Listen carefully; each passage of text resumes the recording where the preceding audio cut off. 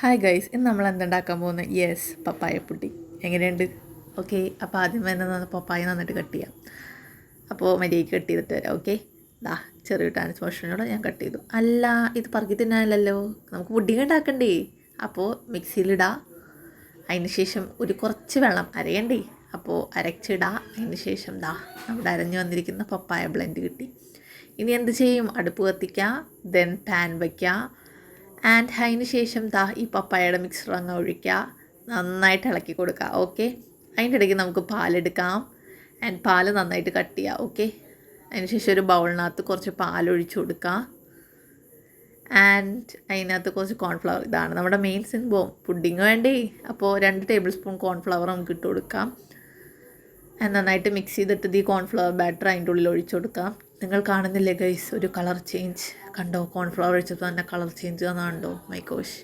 എന്നിട്ട് ആവശ്യത്തിന് പഞ്ചസാര, ആവശ്യത്തിന് മാത്രം. അതിന് ശേഷം നന്നായിട്ട് മിക്സ് ചെയ്തതിന് ശേഷം നമുക്കിനി എന്ത് ചെയ്യാം? യെസ്, ഒരു ബോളിനകത്ത് പോർ ചെയ്ത് വയ്ക്കാം. ഓക്കെ, ഇതാണ് ടെക്സ്ചർ. അപ്പോൾ എൻ്റെ കയ്യിൽ വീട്ടിലെ ചോറ്റും പാത്രം ഉണ്ട്, അപ്പോൾ ഞാൻ അതിനകത്താണ് ഒഴിച്ചത്. ആൻഡ് ഇനി കുറച്ച് നേരത്തേക്ക് ഇത് വിശ്രമിക്കാൻ വെച്ചതിന് ശേഷം ഫ്രിഡ്ജിൽ കയറ്റി വയ്ക്കാം.